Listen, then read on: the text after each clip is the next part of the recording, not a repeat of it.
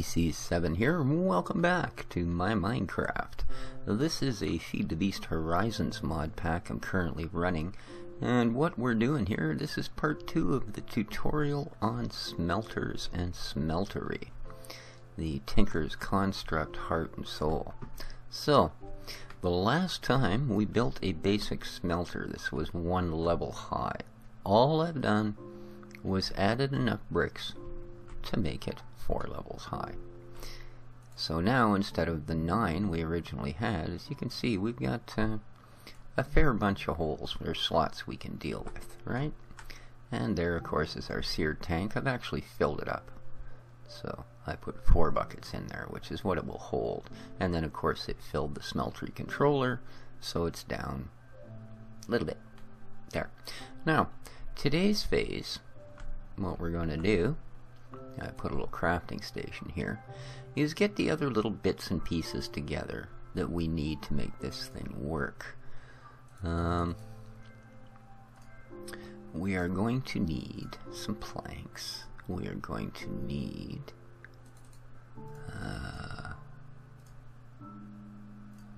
some sticks. Yeah, I think we're going to go with another set of sticks here. There we go. And what else? Well, we're going to need a crafting table. So, let's put one of those together. And we're going to need a trunk, a chest, sorry. Oops. I keep doing that, moving that out of the slot before I'm ready. Don't know why. And a chest. Okay.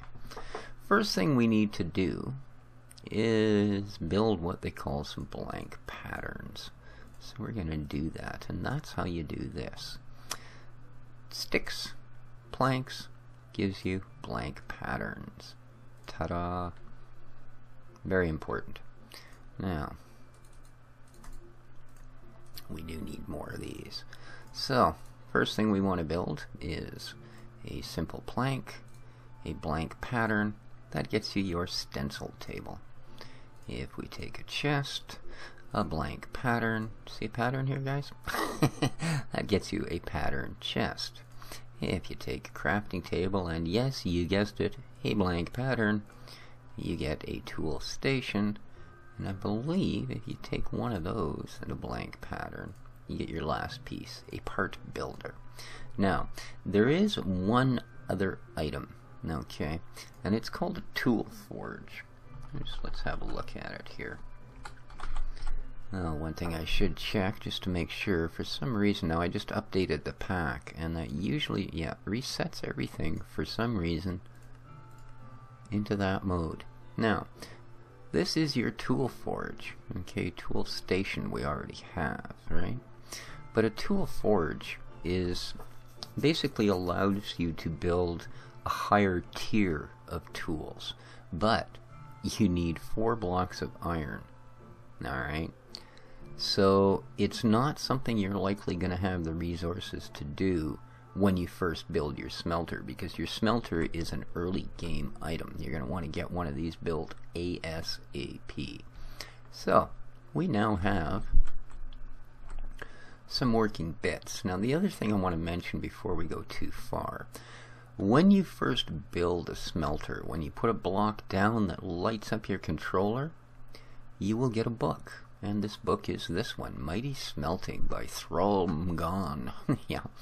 And it will take you through, simple thing, it will show you the parts you need for your machine here, and it will show you how to assemble that machine. And then they have some recipes, okay? Like how you can make bronze in there, aluminum, brass, mandolin, alamite, pig iron. These are important. Aluminum brass, which is the first thing we are going to make, by the way, and you need 3 aluminum to 1 copper, is what you'll make your casting patterns out of, and I'll show you that in a moment. Mandolin is important because it makes really good weapons. Alamite is important because it will make you picks that will allow you to mine cobalt and ardite. 2 very important metals that you will find in the nether. And of course you require, as you can see, cobalt and ardite to make mandolin. And then once you have your mandolin, you can make your weapons and your pick, etc., whatever you want. It shows you how to make blank casts. It basically goes through everything, right down how to make each of these little parts and pieces and all of that. And shows you can make glue out of melting horses and yeah, other kind of disturbing things that I haven't actually used in Tinkers because I never found a need for them. Now, when you get your tables built, you will get this one called Materials and You. And this basically shows you what tools you can make, what you can add to them, etc., etc. And as you can see, it is a huge little thing. So, there we go. Those books will come into play, and you will use them often. So, I'm just going to chuck these guys down. Pattern chest, stencil table. So, pattern chest, stencil table. And there's our stencil table, and then we have a tool station and a part builder. So a part builder and a tool station. Now you always want to put your part builder beside your pattern chest. The reason being, it will have access to the pattern chest's inventory if you do that. Okay, and we'll get into patterns pretty quick. First thing we do want to do though is get some metals going in our smeltery. Specifically, I want 2 of these, and I want 6 of these, because that aluminum brass combination was 3-to-1 aluminum to copper. Now, your smeltery will double your ores, so I won't be getting 2 aluminum brass, I'll actually be getting 4, okay? Because this is 4 copper and that happens to be a dozen aluminum. There you go. So we're going to wait for this to melt down. As you can see through our sight glass, you can see we've got our metals sitting in there waiting to melt. Now, what does the rest of this stuff do? Well, if we come over here, to our, I was right the first time, our stencil. Okay, if we put blank patterns in here, okay, you'll see that it produces something here. Now this is a pattern for a tool rod. Okay, that's actually a fairly important one, so we're going to take one of those. Now if we go to next pattern, there's a pickaxe head. Again, fairly important pattern, let's take one. Okay, next pattern, shovel head, don't really want one. No, let's just move on. Here's the other piece I want, a tool binding pattern. Okay, and as you go through, you'll see it gives you the patterns for pretty much everything you can build. Alright, so there's that stage. And you can keep patterns, but nothing but patterns, including, you can't even put blank patterns, but any other patterns you build, you can store in here. Okay, your pattern chest. So, what do you want to do with it? Well, let's say I want to build a tool rod. Okay. And let's say I want to make that tool rod out of something, well, maybe I'm not too fussy. I want to make it out of wood. Alright, out of wood. Okay, that will give me one wooden tool rod. And we see here material cost 0.5, so it's only going to use half a material. So we end up with one wooden tool rod and a stick. So there we go. And that's how that works. Any pattern you put in there and any material you put in there, i.e. if I wanted to make it out of, say, cobblestone, I would just simply get a piece of cobblestone, and there's going to be nothing here, is there? Okay. But yeah, you do the same thing. You'd put your cobblestone in there and away it would go. So how is this coming along? Alright, if we look in here now, we'll see it says we have molten aluminum brass. 16 ingots worth.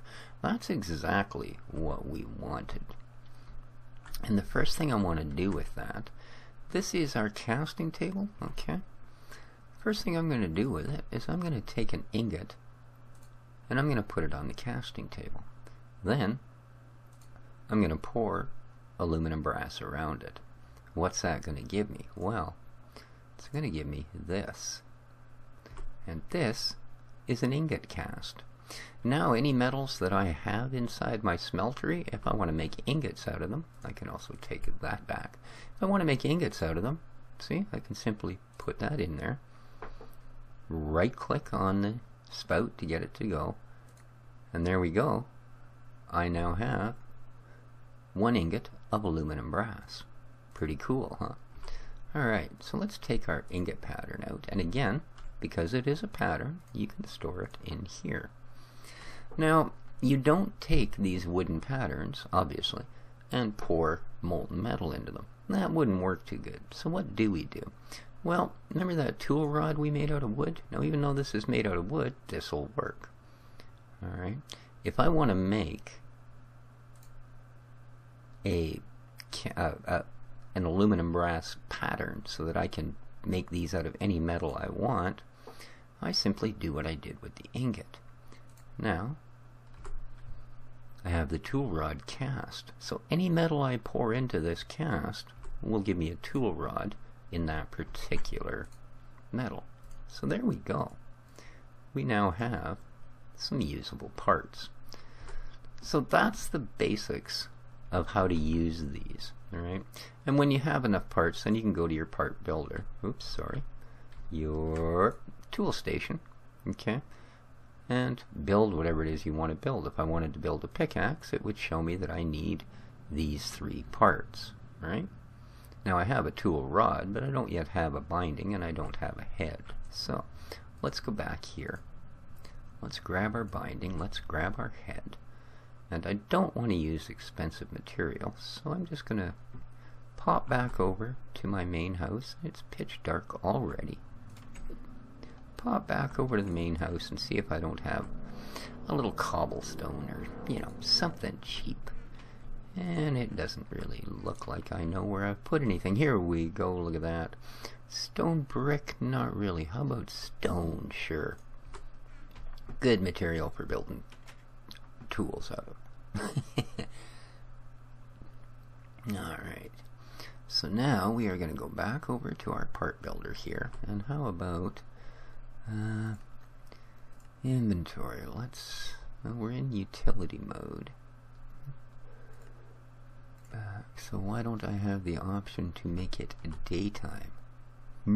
Not good. I think I got to go to cheat mode. There we go. Let's make it morning so we can see. There we are.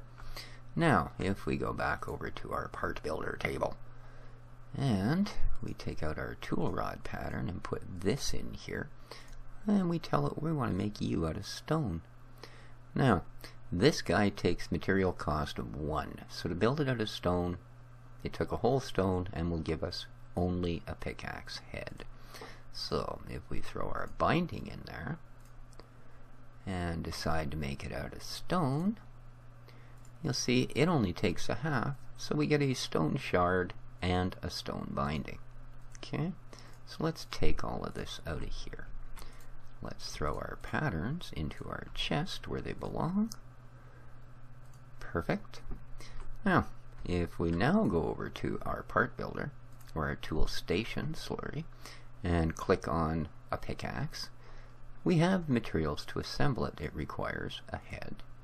Okay, and this will tell you on this side what this is going to do for us for bits and pieces. It requires a binding and it requires a tool rod. So this tells us what we built. This will mine up to a level of iron. It has modifiers available and a mining speed of 4 and fairly low durability. But then this is a stone pickaxe on a stick. This is basically the same thing you would build out of cobblestone and sticks in a normal crafting station. It would have about this durability, this speed, and you can only mine up to iron, right? You can't break the higher metals, etc. So there you go.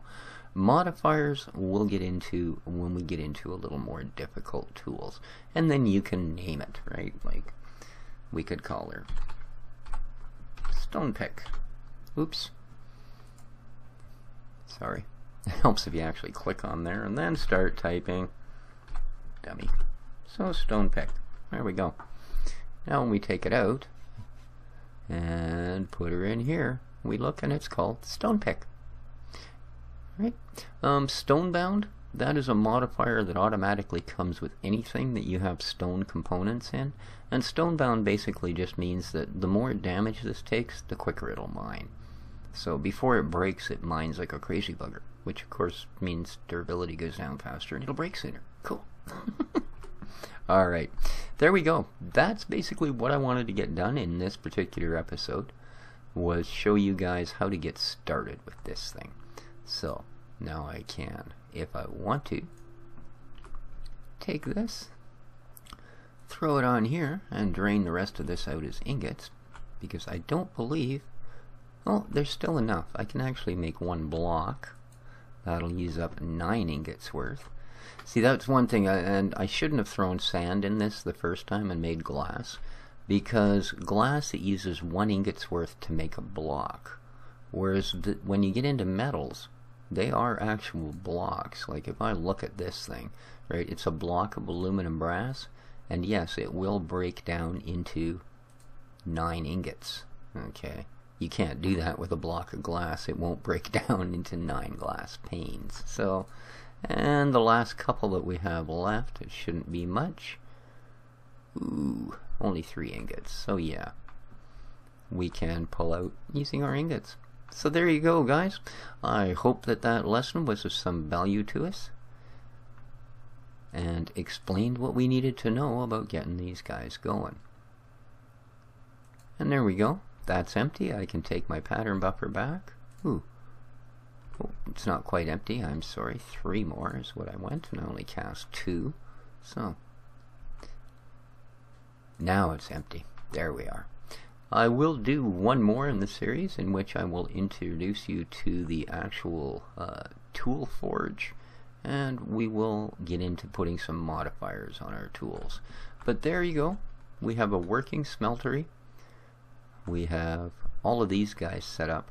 One thing I will show you, that just like your crafting table, okay, if you take any of these guys, like a stencil table, and re-put them into your crafting square, they will give you this shortened version, right? So very much like my crafting table, it's now only 1 layer high, and you can actually stack items that way. Like I can put it above that if I want. The crafting table is still usable, the stencil table is still usable. So that happens to work for all of those. So there we go. Or I can simply, oops, pop it back on the side there. There we are. Okay guys, this has been Species 7. Again, hope that was of some help. Until the next time, take care of each other, and ciao for now.